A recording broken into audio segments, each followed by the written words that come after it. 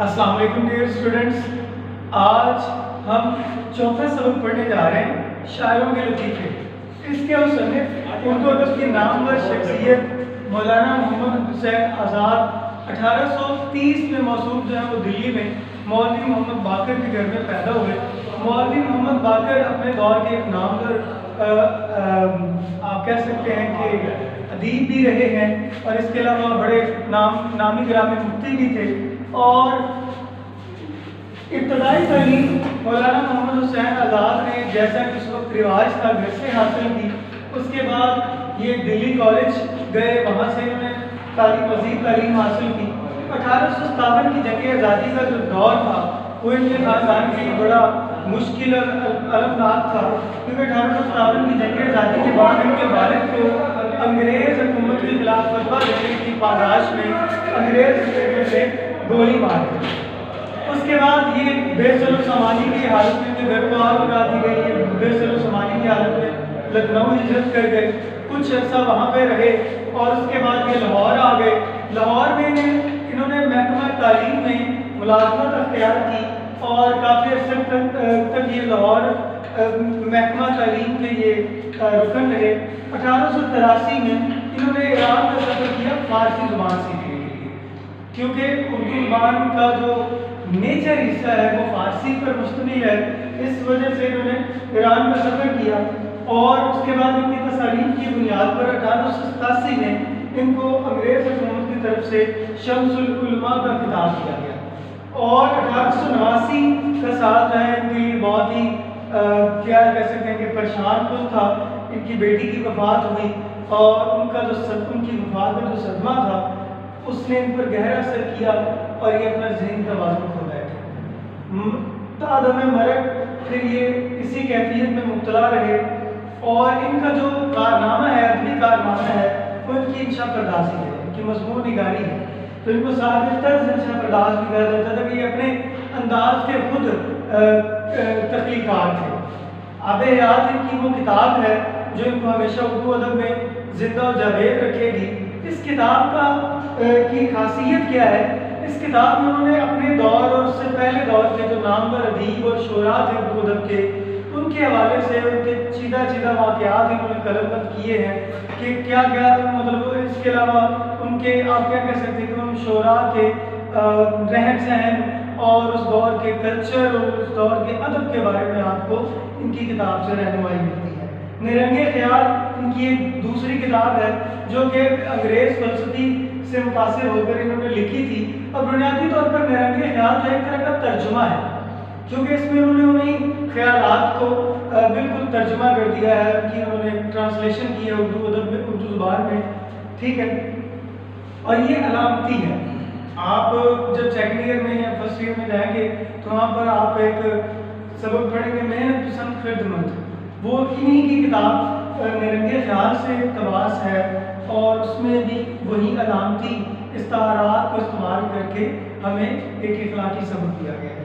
دربار کربلی، قصص ہند اور سخندانان فارس ان کی اہم تصانیف۔ اس کے بعد ہم ان کے سبق شاعروں کے لطیفے کی طرف آتے ہیں، تو اس سبق میں انہوں نے جو آب حیات سے لیا گیا ہے، اس میں چند شعراء کے واقعات درج کیے گئے ہیں، جن سے ان شعراء کی حصے مزاح سے ہمیں آگاہی ملتی ہے، اور ان کے کیا کہہ سکتے ہیں دور کے کلچر، تہذیب، ثقافت اور اردو زبان سے ہمیں آشنائی ہوگی۔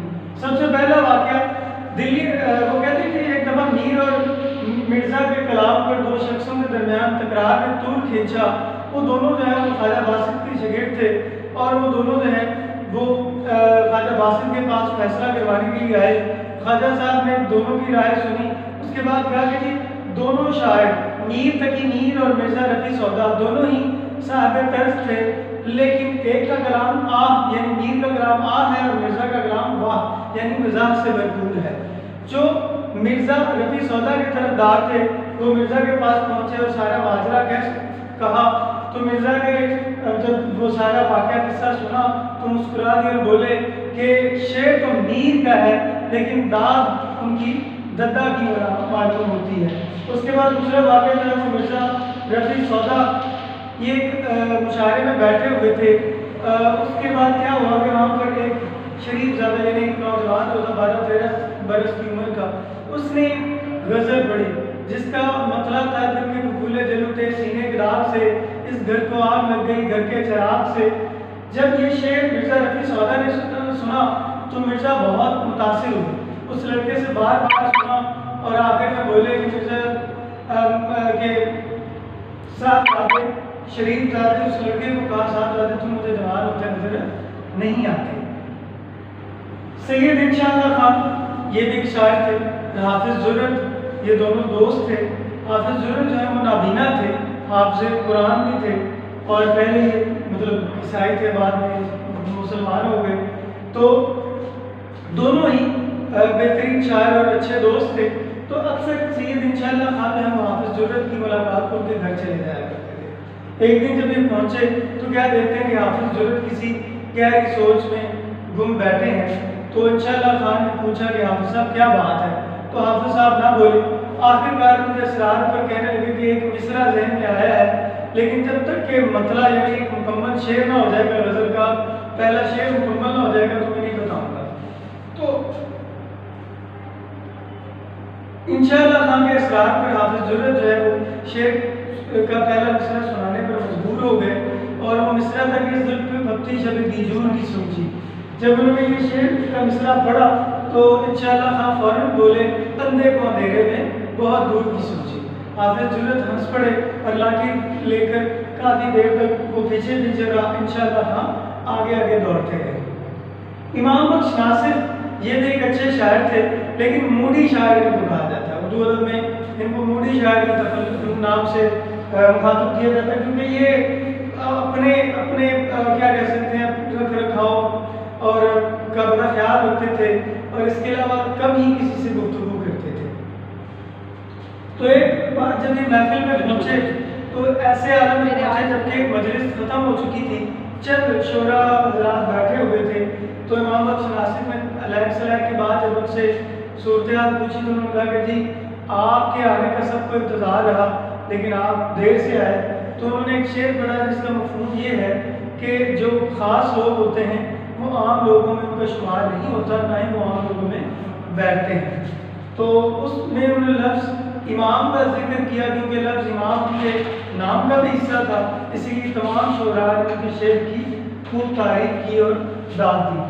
خواجہ حیدر علی آتشی کے دوست اکثر ان کے پاس آتے اور ان سے روزگار کی تنگی کا ذکر کرتے اور اکثر کہتے کہ میں یہاں سے ہجرت کر رہا ہوں۔ تو ایک دن جب وہ پہنچے اور بیٹھے تو خواجہ حیدر علی آتشی سے کہنے لگے کہ حضور سلام کو آیا ہوں، آج میں بنارس روانہ ہو جاؤں گا۔ تو خواجہ حیدر علی آتشی نے کہا کہ ٹھیک ہے بھائی۔ تو اس بندے نے خواجہ حیدر علی آتشی سے پوچھا کہ اگر آپ کی کوئی فرمائش ہو تو بتا دیں، میں واپسی پر وہ پوری کر دوں گا۔ تو خواجہ صاحب نے کہا کہ میرا ایک کام کرنا، وہاں کے خدا کو میرا سلام کہنا۔ تو بندہ بڑا حیران ہوا، بولا کہ حضرت یہاں پر وہاں کا خدا کوئی جدا ہے، الگ ہے؟ تو خواجہ حیدر علی آتشی نے ناصحانہ انداز میں کہا کہ جب وہاں اور یہاں کا خدا ایک ہے تو ہمیں کیوں چھوڑتے ہو؟ جو خدا تمہیں وہاں رزق دے گا یہاں بھی دے گا۔ تو آپ کی بات اس دوست کے دل پر اثر کر گئی اور وہ دل جمی سے وہیں پر دل لگا کر بیٹھ گیا۔ شیخ ابراہیم ذوق یہ بھی غالب کے استاد بھی ہیں، غالب کہہ رہا ہوں بہادر شاہ ظفر کے استاد ہیں، آخری فرمان بات ہے، ٹھیک ہے جی۔ تو ان کا بھی ایک انہوں نے واقعہ بیان کیا کہ ایک دن ایک سید زادہ جو ہے وہ دربار میں آیا اور اس نے بادشاہ سے آہستہ آہستہ کوئی بات کہی اور بادشاہ جو ہے وہ فوراً رخصت ہو لی۔ تو شیخ ابراہیم ذوق نے جب دیکھا کہ بادشاہ حسب روایت جلدی سے روانہ ہو گئے ہیں تو انہوں نے بادشاہ سے پوچھا کہ صاحب عالم یہ جلدی سے آنا اور جلدی سے جانا کیا تھا؟ تو بادشاہ کی زبان سے نکلا اپنی خوشی سے آئے نہ اپنی خوشی چلے۔ بادشاہ نے کہا کہ استاد دیکھو کتنا بہترین مصرع ہوا ہے، اس کو شعر کی صورت میں مکمل کر دو۔ تو ذوق فوراً بولے لائی حیات آئے قضا لے چلی چلے، اپنی خوشی سے آئے نہ اپنی خوشی چلے، یعنی ہمیں زندگی یہاں لائی، دنیا میں ہم آ گئے، موت لے جائے گی، ہم یہاں سے چلے جائیں گے، نہ ہم اپنی مرضی سے دنیا میں آئے ہیں نہ ہم اپنی مرضی سے جائیں گے۔ ان کے اس فی البدیع شعر پر سب حاضرین محفل جو ہیں وہ بہت خوش ہوئے اور انہوں نے خوب داد دی۔ مرزا غالب نے ایک کتاب لکھی تھی کاتب برہان، یہ فارسی گرامر پر مبنی تھی، اور اس میں انہوں نے کئی شعراء جو ہیں جو غلط اصطلاحات کا استعمال کرتے تھے ان کو انہوں نے آڑے ہاتھوں لیا، جس پر جواباً بہت سے لوگوں نے زبان درازیاں کی اور جواب میں کتابیں لکھی اور مرزا کو خوب برا بھلا کہا۔ ایک دن ایک مرزا کے چاہنے والے ان کی ملاقات کو آئے اور بولے کہ مرزا فلاں آدمی نے تمہاری کتاب کے جواب میں کتاب لکھی ہے اور تمہیں برا بھلا کہا ہے، تو تم بھی جواب پر کوئی کتاب لکھو اور انہیں گالیاں دو یا برا بھلا کہو۔ تو مرزا مسکرا دیے اور بولے کہ بھئی اگر ایک گدھا تمہیں لات مارے تو تم اس کا کیا جواب دو گے؟ یعنی اگر ایک بندہ برا کام کرتا ہے اور تم بھی جواب میں ایسا ہی برا عمل کرتے ہو تو تم میں اور اس آدمی میں کیا فرق رہ جائے گا؟ تو ان کے اس جواب پر وہ جو ان کے دوست تھے وہ مسکرا دیے۔